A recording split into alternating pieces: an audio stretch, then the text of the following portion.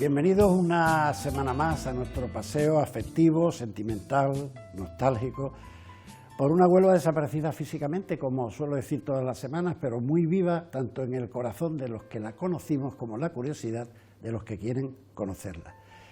Y la invitada de hoy, si de algo puede presumir, es de conocer Huelva, la Huelva de hoy, la de ayer, y yo diría que la Huelva de siempre. Durante años, directora del Archivo Municipal. Hoy ya con el merecido descanso de la jubilación, pero siempre con Huelva y con la historia de Huelva en su corazón y en su familia. Es nieta de, para mí, gran Ramón López, el presidente del Recreativo, que por vez primera lo llevó a segunda división y estuvo en la inauguración de un estadio. Ella lo sabe, que he reivindicado muchas veces, que en vez de municipal y de colombino se debía llamar Estadio Ramón López. Y si hablamos de su abuelo, pues tenemos que hablar de su padre, del gran Ernesto Lazo. Bienvenida Lola Lazo López, que te gusta mucho que diga el apellido de tu madre, de tu abuela, bueno, de tu madre, claro, de tu madre. De mi abuelo y de mi madre. De tu madre. Hombre, claro, hay que reivindicar el segundo apellido en las mujeres, porque es el único país, creo que del mundo, o la única civilización, la hispana, que mantiene el apellido de las madres. A mí, para que no se me olvide, aquí en el guión tengo las letras de un determinado tamaño y el López lo tengo como 5 veces más grande, para que no se me pase. Invitada cuasi fija a nuestro programa, porque me encanta cuando vienes, traes conocimientos. Y el programa de hoy, la primera vez que lo hablamos, a ver si tienes buena memoria y te acuerdas, dónde me hiciste la sugerencia de hacer este programa que se sale un poco de lo normal. ¿Te acuerdas? ¿Dónde no? Sé que alguna vez te he sugerido que podíamos indagar un poquito más en documentación histórica. ¿Dónde fue, Diego? Pues me habías invitado a almorzar en tu caseta en la Feria del Caballo. ¿Te acuerdas? Es verdad. Y dijiste, ¿cuándo vamos a hacer el programa este? Bueno, pues ahora, pero en ese tiempo, poco tiempo después, fue cuando ha venido el traslado, estuvimos meses, y te dije, bueno, no te preocupes, que antes de que terminemos la temporada... No me acordaba. Yo sé que lo tengo en mente, pero el lugar no me acordaba. Eres... Bueno, publicaciones, conferencias, investigaciones. Háblame de tus últimas conferencias o tus últimas investigaciones sobre personajes, Pérez Caraza, Alejandro Herrero. Pues sí, bueno, desde que me jubilé, pues por no perder el gusanillo. Y ¿Qué me vas a contar de no perder el gusanillo? Pues he seguido investigando fundamentalmente a instancia de alguien que me lo ha pedido, y luego ya pues me he ido engolfando, digámoslo así. Pues sí, alguna conferencia sobre Alejandro Herrero en el Andévalo, los poblados mineros de Alejandro Herrero, que son una auténtica maravilla y que se conocen muy poco. No me quiero equivocar, tengo un libro sobre eso, escrito por ti, el de Minas Herrería, que se presentó en la Feria del Libro de la Plaza de las Monjas. Sí. Y me diste un ejemplar. Sí, ese es el único, digamos, que se ha publicado en formato libro. Hay otras publicaciones en jornadas y eso. Y últimamente también he hecho algo sobre Pérez Caraza en Ayamonte, la obra de Pérez Caraza en Ayamonte, que era poco conocida, la Plaza de la Laguna concretamente en Ayamonte, que es una preciosidad. Muy bonita. Preciosa. Y ahora estoy centrada en mi bisabuelo, Manuel Lazo Real, que es un personaje absolutamente desconocido, incluida yo, y del que estoy descubriendo cantidad de publicaciones y una actividad desenfrenada en pro de la enseñanza pública y de los maestros. Una foto que trajiste a un programa una vez de un señor muy elegante delante del muelle de Río Tinto, ¿es él? Es él dando un paseo. Él fue maestro en Cortegana, en Alosno, él era de Alosno. Y finaliza ya se llevó 20 y tantos años en Huelva como jefe administrativo de los maestros en la provincia, de la enseñanza pública en la provincia. Y ya él vivía aquí, y sí, es una foto muy bonita, al lado del muelle del Río Tinto, no del Tinto, Río Tinto, reivindico ese nombre, no sé por qué se le dice el muelle del Tinto. Yo siempre digo Río Tinto. El muelle del Tinto.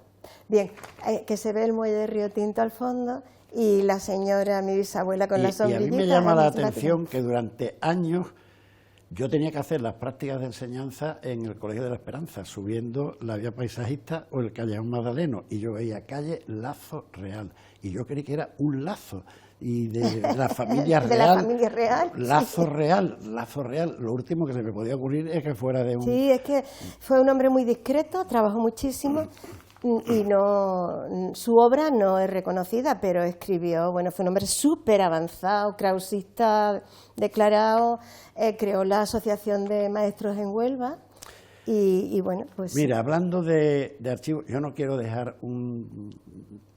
olvidar o dejar de nombrar a dos personas que me ayudaron tanto como tú en lo muchísimo que he trabajado en el archivo para mis libros, mis investigaciones, sobre todo el libro del William Marty, el hombre que nunca existió, que es Manolo López Capelo y Paco Grajal. Los dos han venido al programa. Sí, Paco es un experto Paco en cine y Manolo en documentación. En cine. Sí. O sea, el programa que vino Paco, le dimos un repaso, la gente no se podían creer que había cerca de 30 cines en verano en Huelva. Es un experto, pero de verdad. Pues, un saludo para los dos, que yo sé que son amigos del programa. Bueno, pues vamos a empezar. Quiero advertir a los telespectadores que ella, partiendo de la base documental del archivo, se ha dedicado a localizar documentos que ahora nos irá explicando a ustedes y a mí también de camino. Así es que podemos empezar.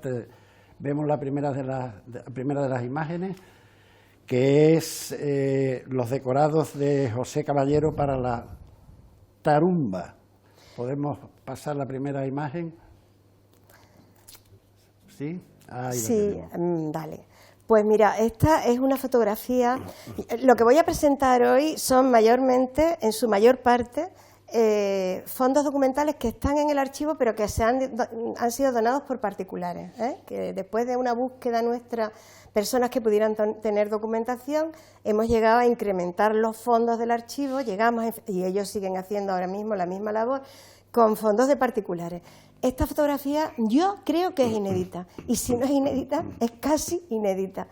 José Caballero y Manolo de la Corte en el año 36 fundan aquí en Huelva un teatro que le ponen de nombre La Tarumba y que, digamos que intentan, es el Teatro de Falange, intentan pues hacer algo parecido a lo que hizo La Barraca de Federico García Lorca. Sabemos que José Caballero estaba muy unido a la generación del 27, participó con ellos en la formación y en los decorados de La Barraca, y ahora se hace algo aquí parecido en Huelva. Llegó a ser Teatro Nacional, actuó por todo el país, Sevilla, Cádiz, Asturias, por casi todo el país, e incluso en Alemania, eran los años de la Guerra Civil. Y bueno, se representaban obras clásicas de Calderón, de Lope, de Cervantes, y cuando el programa parecía demasiado denso, se amenizaba con unos pliegos de romance, se llamaban así, que eran cantes y bailes típicos extraídos del cancionero popular. Entonces hicieron una gran labor en cuanto a la difusión del teatro clásico. Llegó a ser, como digo, Teatro Nacional, bajo el mando que tenía que haber sido para Manolo de la Corte, pero Luis Escobar, no sé si te acuerdas, Luis Escobar, el marqués de las Marismas, el de la Escopeta Nacional, que participaba también en La Tarumba, se llevó el gato al agua y fue el que se quedó como director. Ya en el año 39 desaparece La Tarumba como tal y se integran sus miembros en el Teatro Nacional bajo la batuta de Luis Escobar. Muy bien. Bueno, entonces, pues vamos a seguir. Fíjate qué preciosidad, sí, recuerda mucho los que hacía para La Barraca, con esos volúmenes, la pintura de Pepe Caballero, que es para mí uno de los mejores pintores de la historia de Huelva. Deseando estamos todo el mundo. Desde aquí animo a que se vea la exposición que hay en el museo con sus cuadros y parte de sus documentos. Tú sabes que toda su obra iba a venir a Huelva, al Espacio Santa Fe. Parece ser que por fin la ubicarán en el antiguo Banco de España cuando eso se convierta en museo, ¿no? No lo sé. No, no está, por lo visto no está claro, no sé. O al museo, yo creo que va al museo. No lo sé, eso ya lo desconozco. De todas maneras, lo importante sería que viniera. Que venga y que venga toda, porque él amó Huelva. Bueno, los cuadernos de Huelva los conseguimos para el archivo municipal. Los originales de los cuadernos de Huelva que él pinta, que le dedica a María Fernanda, su mujer, para que ella se haga una idea de los rincones que él había amado en Huelva, pues los cedió María Fernanda y están depositados los originales en el archivo municipal. Y en la página web del archivo están todos digitalizados, o sea que si alguien quiere ver la belleza de esos trazos, además que son unos trazos de una sencillez y a la vez que con 4 trazos lo dice todo. Bueno, vamos a continuar el paseo. ¿Sí? Y llegamos al primer documento, que es una bula papal de León X de 1526. Sí, pues 1521, no sé si... bueno, este documento es que tiene muchísimos matices que estudiar. El soporte, que es pergamino.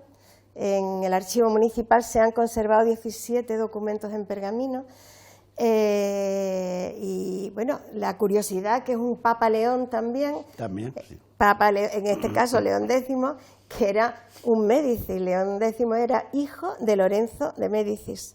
Y va dirigido al clérigo Francisco Díaz de Luco, que es un personaje absolutamente desconocido en Huelva, pero que era de Sevilla, pero era hijo de un clérigo y una mujer soltera.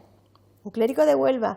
Entonces, en mis apuntes tengo aquí de este Francisco de Luco, que era prior primado de la secular ciudad de Huelva. De la secular ciudad de Huelva, se dice en el pergamino. O sea, que en 1521 ya Huelva se reconoce como ciudad secular. Y bueno, como veis, está adornado con unas guirnaldas a la izquierda y con unos astiles preciosos en tinta, porque la bula papal era y es el documento de mayor importancia, de mayor solemnidad, que se emitía desde la Cancillería papal. Y por eso llevan generalmente el sello de plomo, pero eso se llama bula, porque lleva una bola, bula papal. Y veo en los apuntes que en su día me diste que trata sobre la usurpación de ciertas iglesias y ermitas en la provincia de Huelva. La usurpación de las rentas a este tal Díaz de Luco, que el Papa considera, este Díaz de Luco ya a los 10 años, el padre lo dejó bien encauzado y ya tenía derecho a ciertos beneficios en las iglesias de San Juan del Puerto. Este señor, Díaz de Luco, protesta porque tenía derecho a unas rentas en las ermitas de Huelva, y el otro interés que tiene esta bula es que enumera las ermitas que en ese momento había en Huelva, con lo cual ya tenemos información fehaciente de que existían esas. Incluso hay algunas que no se nombran, y estaban las de la Misericordia, la del Viso, la de Saltés intra y dentro de la ciudad, había una fuera en la isla de Saltés y otra dentro. Y bueno, decir también que este Díaz de Luco llegó a ser un personaje importantísimo en el Concilio de Trento. Él fue como representante de la Iglesia española y fue un hombre, bueno, ya sabemos que que el Concilio de Trento en ese se gesta la Contrarreforma. Él tuvo siempre una postura moderada en todos los conceptos, pero bueno, es un personaje que ha pasado desapercibido en la historia de Huelva y que sin embargo tuvo un papel preponderante. Bueno, vamos a pasar de imagen y vemos un sello municipal en un acta capitular de 1676. Explícanos los escudos de armas, el origen del escudo de armas. Bueno, pues los escudos de armas y los sellos municipales son los emblemas que identifican a una ciudad. En el caso de los sellos, los documentos, y en el caso del escudo, a la ciudad en su representación protocolaria. Entonces, este tiene la peculiaridad que es el único. Bueno, se conserva otro en los fondos de Diego Díaz Hierro, pero está recortado, o sea, estaría en otro documento. Y es el primero que se conserva el primero y el único que se conserva en el archivo municipal, en el propio archivo municipal. Y se estampa justo en ese acta porque con motivo de las pestes que habían en el siglo XVII. Entonces, en ese acta que veis con una letra humanística ya, porque ya empieza casi perfectamente legible, está muy bien conservada además. Entonces se habla de que toda persona, esto nos recuerda un poco las vivencias que hemos tenido en estos años atrás con el COVID, que toda persona que entrase en la villa de Huelva tenía que entrar con un documento que afirmase que venía libre de... En una visita que ha hecho Antonia María al programa, comentó eso mismo y decía que el fielato que había en la cinta, el que daba positivo, por decirlo de alguna manera, lo internaban en el santuario de la cinta. Sí, bueno, durante un tiempo fue asilo para enfermos de este tipo, sí. Y que no podían pasar porque era la época de la peste. Podemos pasar la imagen porque la imagen siguiente podemos recrearnos. Esa seguramente es el que se conserva en el fondo de Diego Díaz Hierro, que como te digo conserva uno. Este parece que está un poco más afectado por la carcoma o por algún insecto. Y como te digo, pues era eso, el olivo, porque es un olivo. Hay gente que me dice, no, es una palmera. No, es un pino. No, es un olivo y está descrito en un inventario del Archivo Municipal de 1602. ¿Sabes? Entonces, la verdad es que ahora Manolo Lara ha hecho un estudio sobre el escudo de Huelva y su evolución, muy interesante, y aporta también esa información que yo estoy un día leyendo el inventario del archivo de 1602, transcribiéndolo, porque claro, está en letra cortesana, y me encuentro con esa sorpresa, porque el mismo licenciado de Mora, en su libro Huelva Ilustrada, ya lo dice, yo he visto un sello en el archivo municipal metálico, pero Diego Díaz Hierro no se lo llega a creer del todo, dice... El licenciado Mora dice que lo vio, pero yo pienso que el sello es posterior. Pues no, hemos podido comprobar, gracias a la documentación municipal, que el sello efectivamente en 1602 ya existía, y era la oliva, y se describe así, que un olivo, por una cara y la ciudad por la otra cara. Bueno, yo cuando hablamos mucho, el otro día estuvo aquí tu compañero de academia, tu presidente Sisto. Mi presidente, sí. Que por cierto recordé la anécdota de cuando diste tu discurso de entrada a la academia con el COVID, lo tuviste que dar con la mascarilla puesta, sí. Cosa que yo no entendí, que lo tuviéramos los invitados en la presidencia, pero tú que estabas sola en la tribuna y hablando... sí. Daba hasta grima, te queríamos echar aire. Bueno, ya está, que hambre, sí, pero fue el primero que se dio y había mucho miedo todavía. Y mira, había que hacerlo y ya está, se hizo así, ¿qué le vamos a hacer? Bueno, pues vamos a continuar y con algo que a mí me gusta especialmente, con los toros de Huelva. Sí, este es un cartel de toros que se conserva en el archivo municipal de 1841. Entonces, es el primero que se conserva. Es un anuncio de una corrida de toros que se va a celebrar. En esta época ya las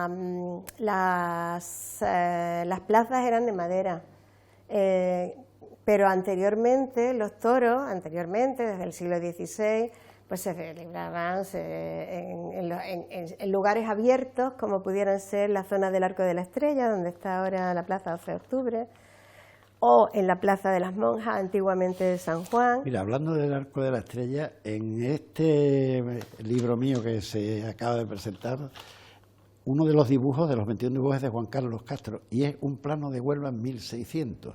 Es una preciosidad. Es que la tesis de Juan Carlos es una preciosidad. Sí, 3000 años. Es que la tesis de Juan Carlos es que yo me deleito viendo, porque hay tan pocos grabados y tan pocas imágenes de nuestra ciudad, y él la ha recreado muy fielmente. Tú sabes que últimamente, las veces que él ha venido al programa, no se han puesto fotografías, se han puesto dibujos se han puesto dibujos de la tesis. Claro. Tesis que era casi imposible hacerse con ella, la hizo el Colegio de Arquitectos, y me la regaló nuestro querido amigo Francis, porque la universidad le hizo una compra y pude tener uno, que lo tengo al alcance de la mano. O sea, de los libros que tengo amontonados, como me dice mi querida esposa, como Diógenes, pues uno de los que tengo amontonado a la mano siempre... es una delicia. Además, es Es una edición preciosa porque da gusto tocarla, da gusto abrirlo, el luego papel es maravilloso. Y luego los capítulos son pisos, son bloques de pisos. Sí, es muy original. Juan Carlos es un artista. Es un genio. Juan Carlos es un artista, somos medio parientes.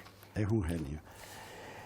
Bueno, los toros entonces cuando se hacían pues eran como festivos agasajos a la familia real. Fundamentalmente fiestas religiosas. Claro, incluso fiestas religiosas, normalmente eran fiestas más paganas, pero incluso en algunas fiestas religiosas llegaron a celebrar con toros. Y bueno, era pues cuando venían los condes de Niebla, que como tú sabes durante una época vivieron aquí. A finales del siglo XVI, principios del XVII, estuvieron viviendo 40 o 50 o 60 años aquí en Huelva. Por eso digo yo, si eran ellos, por eso se celebraban corridas en la Plaza de las Monjas, para que les cogiera cerca, ¿no? Pues, puede ser, pero ellos la veían también desde el Arco de la Estrella. Ellos, en sus paseos, digamos, les gustaba acercarse al Arco de la Estrella, desde allí las vistas de la ría tenían que ser maravillosas. El Arco de la Estrella tenía un piso alto, un balcón, y entonces desde allí también lo veían. Lo hemos sacado aquí, bueno, hemos sacado los dibujos que hay, ¿no? Sí, pues desde allí también podían contemplar con toda tranquilidad. No hace mucho, yo no sé si fue quizás el día que vino, o el día que vino Sisto o el día que vino Juan Campo, uno de los 2 días creo que se sacó lo del Arco de la Estrella, que fue cuando recién Pilar un sábado fue nombrada alcaldesa, el martes vino a grabar y de las 12 reivindicaciones, una de las que le hice fue el Arco de la Estrella, otras se han cumplido, como la unión del muelle, como la Fuente de las Naciones, como el arreglo del muelle de Tarsis que estaba, y el Arco de la Estrella era una de las que le pedí. Pues sí. En ese caso, ya te digo, la plaza debería estar, se llegaron a montar ya finalmente fijas de madera en la zona de la Cabilla, que más o menos equivale a donde está la estación antigua de Sevilla, la estación de Sevilla antigua. Esa zona, había allí una explanada entre los esteros y allí se celebraban las corridas de toros. ¿Tú te acuerdas, hablando de explanada, la que había delante de la estación de Sevilla, que ahora hay un parking, hay calles, allí había un solar tremendo, tanto que los críos que vivíamos por allí, por la calle Verdigo, allí es donde íbamos a jugar al fútbol, ¿te acuerdas de eso? Delante de la estación. Además, debía de ser deplorable que el que llegara a Huelva salía de la estación y se encontraba un descampado de tierra. Es que aquello claro, aquello se inundaba además muchísimo, era la carretera de Lodiel. Y aquello hay imágenes en que efectivamente era un terraplén inundable. Que ya te digo que los chiquillos... Sí, pero yo no tengo recuerdo de eso, Diego, porque tú sabes que yo soy una niña del Conquero, de los Cabezas. Y yo venía a Huelva, como decíamos entonces, era una excursión. Una excursión. Bueno, pues venga, pues vamos a pasar de imagen y tenemos aquí un grabado de la Virgen del Rocío, que le has hecho ahí algún arreglo porque tenías mucho interés tú en resaltar algunos detalles. Sí, porque me parece, bueno, esta imagen esta es de un archivo particular, es de Mercedes Beltrán. Ella es descendiente de la familia Trianes. Entonces... Perdóname, Mercedes Beltrán, casada con Tomás Izquierdo, Radilu. Claro. Pues Mercedes, íntima amiga de la familia, tiene muchísimos todavía documentos, incluso alguna colección pictórica. Ellos son descendientes de Manuel Rivero, el de Ayamonte, el del Pintao, el de la Casa Grande de Ayamonte. Y ella era hija de una Teresa Rivero estaba casada con Trianes. Y Mercedes es descendiente de esta familia. En definitiva, tiene todavía muchas cosas familiares de aquella época. Tú sabes que Manuel Rivero fue un grandísimo ilustrado coleccionista de arte. Bueno, pues no sé si por ese motivo o por otros, porque ellos también tienen mucha descendencia de Moguer, este grabado parece que viene de Moguer. En Moguer hay una devoción inmensa hacia la Virgen del Rocío. Tiene la peculiaridad, cuando Mercedes me lo pasó,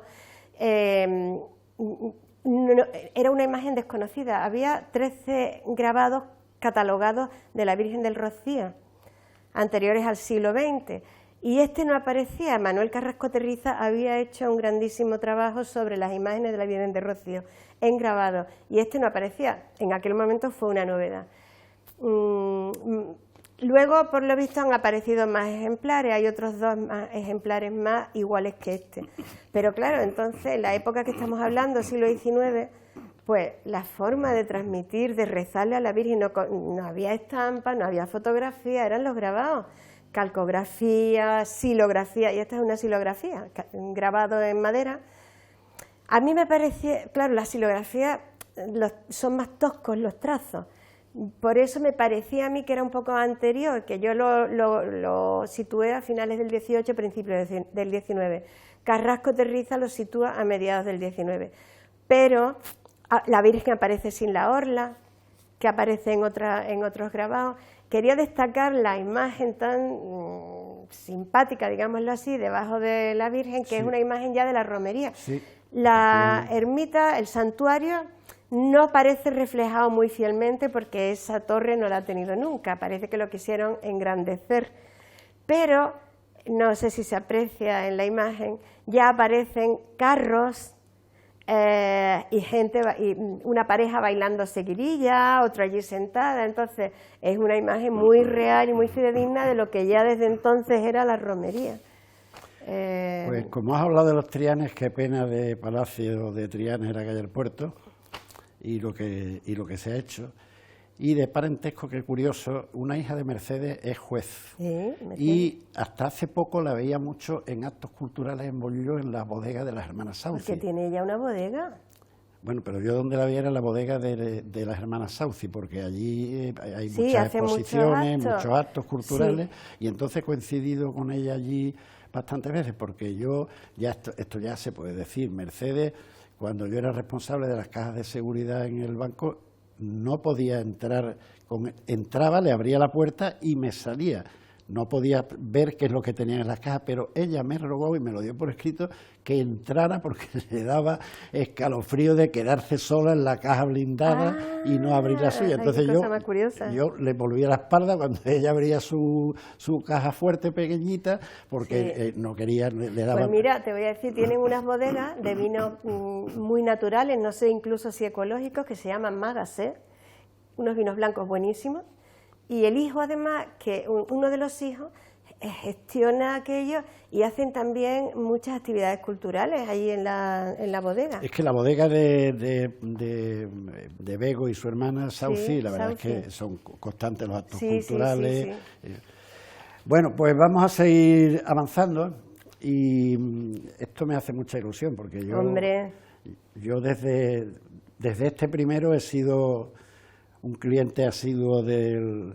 Es más, cuando hace poco se celebró el 50 y comenté, digo, Dios mío de mi vida, ¿cómo pasa el tiempo? Sí. Me acuerdo yo que ese primer año se celebraba en el Cine Emperador, sobre todo en el Emperador. En el Emperador y luego también en el Fantasio. En el Fantasio, tengo carteles en el Fantasio y en el Rábida también. En el Rábida, yo creo que incluso hasta en el Cine Oriente se llegó a hacer algo, fíjate. Sí, pero yo te digo al principio, eso ya cuando se fue expandiendo. Y esto es una obra de una persona a la que yo quiero mucho y que ha venido por el programa, que es José Luis, es una persona...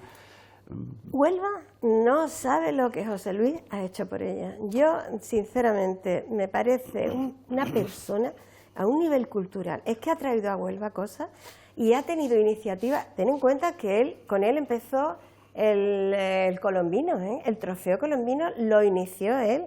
El Festival de la Canción Iberoamericana fue iniciativa suya. Se dio en la Rábida. En la Rábida. Yo no me acuerdo porque la primera vez trajo ¿a quién? Los mosquitos. No, los mosquitos no. Yo me acuerdo de María Dolores Pradera, que entonces y yo era un enamorado de María Dolores Pradera. Yo creo que tengo todos los discos antiguos estos de... Pues María Dolores Pradera, me contaba uno que estaba allí, del ayuntamiento, que cuando terminó la mitad de la actuación se fue al camerino llorando por los mosquitos, porque aquella época, acuérdate cómo eran los mosquitos, llorando. Yo para José Luis aquí, porque ha venido varias veces al programa, he pedido, ya se lo han dado, digo, es que este hombre hay que homenajearlo. Y ya le han dado la medalla de Huelva, la de la universidad, en fin, que de alguna manera se ha reconocido la grandísima, porque es que además de todo eso, decir que es un encanto de persona, educado, agradable, cercano. No, pero es una categoría. Tengo mucho contacto con él, porque además vive pegando a mi casa, inclusive muchas veces digo, venga, vente a casa que vamos a ver unas cosas que tengo. Mira, para mí, que yo entonces era una cría, pero siempre me ha gustado esos temas culturales, cine, literatura, y yo tendría 14 o 15 años. Y yo recuerdo, porque antes del Festival de Cine fue la semana, el Cineclub Huelva, el sindicato. El sindicato. Y yo he visto allí películas de Bergman, de Kurosawa, de Eric Romer, ahí ya te hablo yo de Adela Valero, que era mi profesora de Física y Química, casada con Fernando Romero, que era cardiólogo. Adela, sí, la recuerdo. Bernardes, Fernandito Hernández, que era la gente que empezaron. Salud, Juan José Domínguez. Sí. Entonces ellos estaban en el sindicato, que yo iba algunas veces porque intentando ver alguna película de esa, que es igual que cuando pusieron los cines de arte y ensayo, ¿no? Sobre todo cada vez que ponen... ¿Cómo se llamaba? Que era un parto. Un parto, sí, lo estoy pensando ahora mismo. Un parto. Ay, por Dios. La pusieron en el cine, es una sola palabra. Sí, la pusieron en el cine Oriente, y las colas llegaban hasta el garaje de San Antonio, en la esquina. ¿Cómo se llamaba? No me acuerdo. No me acuerdo, pero vamos, la estoy viendo la película ahora mismo, vamos, viendo el cartel, a mí no me dejaron ir a verla. Y era un parto, era un parto. Era exacto, era una cosa muy natural. Bueno, decir que, se debe decir que el autor del cartel fue Enrique López Márquez, que era presidente de la Diputación, y su segunda esposa, Pilar Toscano, que era una magnífica pintora. El cartel es una preciosidad, vamos, a mí me encanta, porque es muy llamativo, con tintas planas, me recuerda a los carteles que se hacían en la República. Fíjate que es del año 75. 75. Que ya es avanzado para ver esto en el año 75. Es una cosa muy abstracta, ¿no? Pero fíjate ese ojo que está mirando el film, y ya te digo, esos colores muy llamativos, el rojo y el negro. Yo me acuerdo que el primer año la película que ganó fue Ya no basta con rezar, de Aldo Francia, y el final, muy impactante para el año 75, hay una procesión religiosa y van cantando cánticos religiosos, y paralelamente, por una avenida paralela, una manifestación obrera cantando El pueblo unido jamás será vencido. Eso ahora va, pero eso en el año 75 era impresionante verlo. Y además tomaba, ya te digo, me acuerdo, Ya no basta con rezar y Aldo Francia. Me acuerdo de la película. Algunas trampillas tuvieron que hacer para pasar algunas películas. Hombre, a mí muchas de estas cosas las ha contado en privado, y algunas aquí las dice José Luis ha contado muchas cosas de estas. Sí, hombre, es que en aquella época estábamos ya, es verdad, al final del franquismo, pero todavía había que tener cuidado. Pues fíjate que no se me olvida nunca la película y esa escena final de la procesión religiosa. Pues mira, yo vi una que me encantó, que se llamaba Sahara. ¿Se podía llamar Elga, el misterio de la vida, la película? A lo mejor, o Elga, el misterio. Pues Elga no sé, pero por ahí, sí. Elga, es que me ha venido de pronto, puede ser. Pues no, te decía, una película que se llamaba Sahara, que eran unos jóvenes que se van a la aventura, que me encantó, y no la he vuelto a encontrar. Me he llevado años buscándola. Y ahora recientemente, por lo visto el director, no sé por qué, durante 40 años no ha querido que se exhiba. Y ahora la están, como se dice ahora, remasterizando, y creo que la van a poner a... Es que se veían cosas que bueno, que era en aquel momento en España impensable. Era la época que de Huelva se hacían excursiones a Villarreal de San Antonio para ver Último Tango en París y en Manuel. Pero mira, yo recuerdo, ese primer festival, el segundo estaba yo estudiando en Sevilla, y venían mis compañeros de una universidad, los más rojos, me los encontraba yo por aquí, que venían expresamente a ver el Festival de Cine Iberoamericano de Huelva. Entonces éramos una referencia. Era impresionante. Entonces José Luis consiguió que fuera una referencia española e iberoamericana, Y ya está hace poco, que estuve en su casa, estuvimos tomando café, y me contaba, acababa de dejar Latitudes, de las muchas cosas que ha hecho, de fotografía, y dice, Diego, es que ya me cansa, ya no puedo llevar, es que un festival como el de Latitudes... Estaba muy solo. Eso era un empeño ya casi heroico. Pero Latitudes el año pasado, cuando se ha prescindido de Latitudes, hasta el año pasado ha estado con Latitudes. Bueno, pues vamos a pasar, esto es una fotografía, la hemos visto aquí, pero yo sé que te gustará comentarla. Esta Mira, foto, es que a una mí muy esta parecida, fotografía es que me encanta. la hemos visto ya en el programa. Pero A mí me encanta, me parece, de verdad, me parece la esencia de Huelva. O sea, aquí está Tarteso, aquí está el agua del Conquero, aquí están los barcos que venían de Grecia, y la población, es que yo me lo imagino, con esos techitos así, amarillitos, del color de... Pues, bueno, eso es Tartesos para mí. O sea, ahí serían los asentamientos primitivos, tenían agua cerca. Juan Campo nos habló hace 3 semanas o 4, y una de las 2 partes del programa fue el agua. El agua. Partiendo de la Fuente Claro. Vieja, del ¿Y por qué acueducto. estaban ahí los tartesos? Porque era una situación elevada que les permitía, bueno, los tartesos y todas las civilizaciones más antiguas tenían lo principal, el agua. Pero es que además tenían una visión de todos los barcos que pudieran entrar por la boca de la barra. Entonces era una zona estratégica y defensiva. Y luego ese color, bueno, eso me parece la esencia de Huelva. Y luego, bueno, ahí ya en la parte baja se ve ya todas las industrias del siglo XIX, las fábricas de harina. Eso te iba a Tú decir, sabes que muchas industrias sobre de las todo que se ve establecieron, la fábrica de harina. Muchas de las industrias que se establecieron ahí, en la marisma, en lo que ahora es el Molino de la Vega, Salinas, Peguerilla, Cardeña, Cardeña, pues tenían sus propios muelles. Ahí había fábricas, por supuesto harineras, pero también de madera y de otras muchas empresas subsidiarias de las grandes empresas mineras de la provincia. Yo además, pues hombre, te digo que eso lo he vivido yo. Es que yo recuerdo pasear por ahí y ver salir pues a niños, a ancianos que salían de esa ladera que sería el Chorrito Alto. El paseo de mi época, que es más vieja que la tuya, los domingos era por la mañana, era hacia la Fuente de las Naciones, por la ría, y por la tarde al Conquero, a la cinta. Entonces las niñas llevaban la cuerda para saltar y te llevabas el bocadillo. Es que vivía ahí cerquita. Tú vivías ahí entonces cerca, sí. era mi entorno, mi mundo, mi pequeño mundo, porque entonces era un pequeño mundo, ¿eh? Ya como te digo, llegar a Huelva solamente se podía llegar a través de Manuel Siurot, y había un autobús que a las 11 era el último. Mira, hace poco han puesto uno de estos grupos de Huelva, de fotos, y que pone tu calle, Marchena Colombo, sin edificaciones, prácticamente sí. ninguna. Y le preguntaba, ¿qué es esto? Y ponían la gente los disparates más tremendos, y yo miraba... Una que están excavando. No están excavando, es de tierra todavía, no está, por supuesto, no está en el colegio menor, que es mucho después, no están las casas donde tú vivías, no se ve, ya debía de estar la Morana, me imagino, a la izquierda, pero no se ve porque quedaría fuera. Pero sí al fondo se ve un poco ya las adoratrices, entonces eso te sirve al que es veterano, esas cositas. Pero esa calle se abre, eso eran terrenos de Diputación, y se abre en el año 46, 47. Entonces, nosotros íbamos mucho allí, fíjate qué curioso, allí vivía el maestro Trujillo. No me acuerdo, era músico, y él era músico y dependiente de Almacenes El Metrol, aquel que estaba cerca del Mercado del Carmen, que te regalaban un globito cuando comprabas.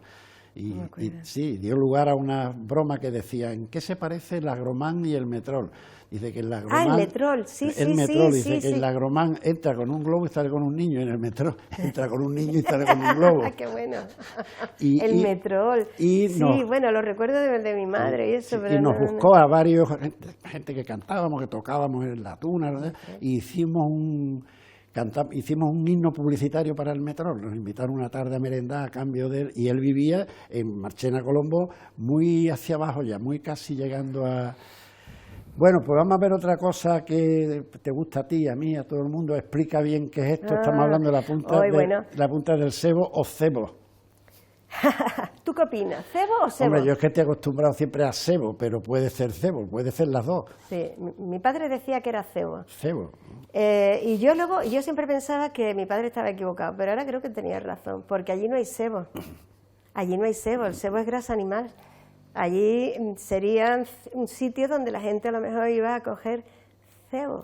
Sí, sí. Tiene más sentido que sea cebo y que luego por la propia evolución de la lengua, porque pareciera que el cebo sonaba un poco más vasto, se le puso la S. Bueno, cebo o cebo, eso es un proyecto de Alejandro Herrero Ayllón para ampliar la punta del cebo, ¿sabes? Y llevarla, la parte principal estaba en la ría del Odiel y llevarla hasta el río Tinto. Entonces, un proyecto precioso, fíjate el colorido, es que los proyectos de don Alejandro es que son magníficos. Tuvimos, de verdad, los mejores arquitectos que se puedan tener en esta ciudad y estamos destruyendo su obra.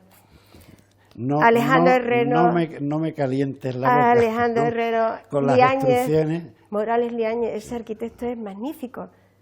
Lupiáñez, magnífico, moderno, pero de verdad, unas obras transparentes, con unos espacios súper modernos.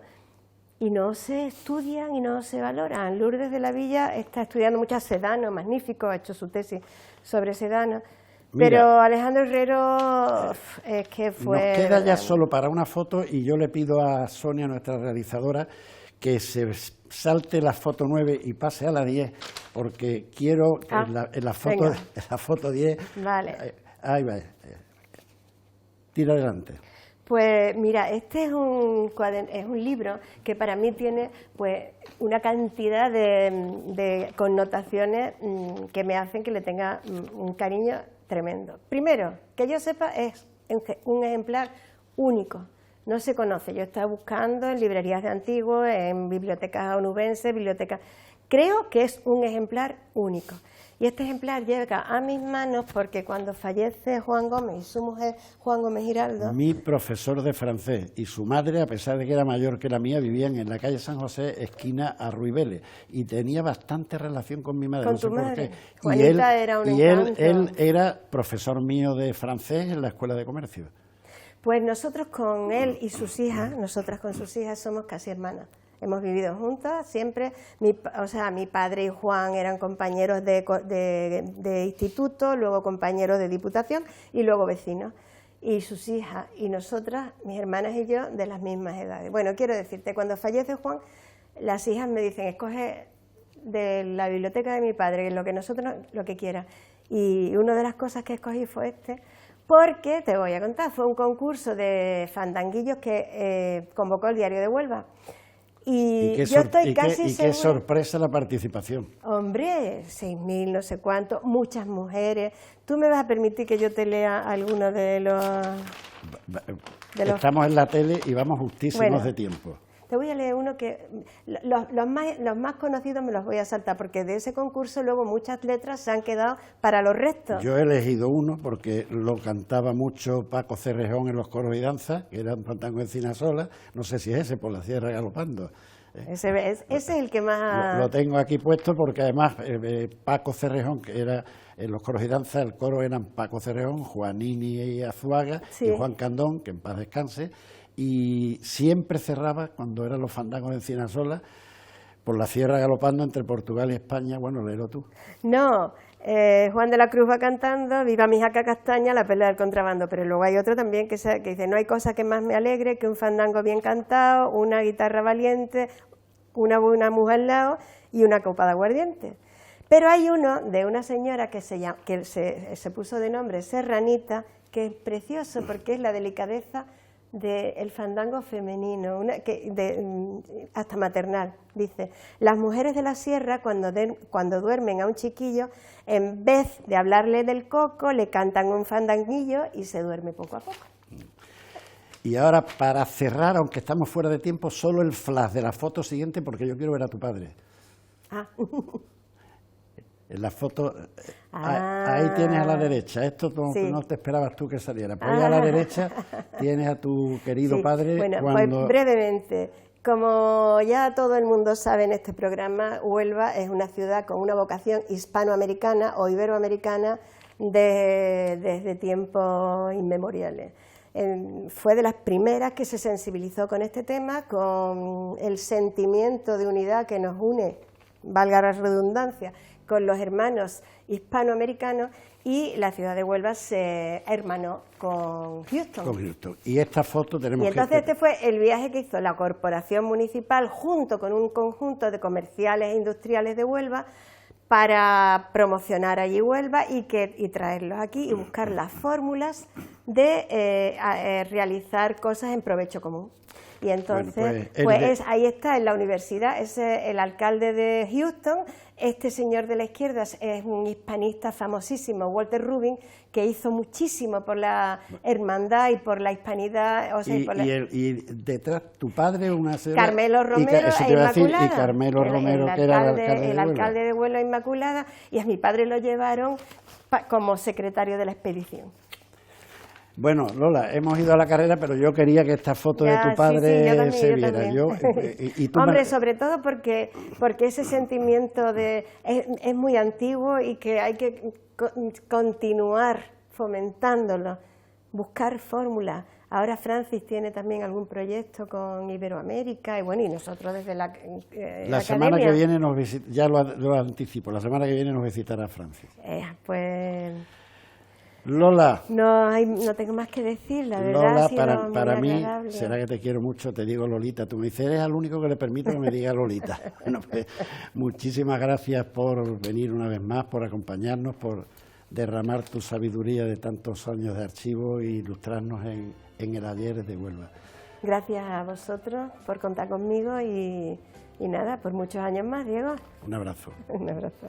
Y a todos ustedes, queridos telespectadores, agradecerles la atención prestada. Yo creo, a mí al menos me ha resultado muy interesante el programa, y decirles que os espero la próxima semana, el próximo viernes, y hasta entonces que sean ustedes especialmente muy felices.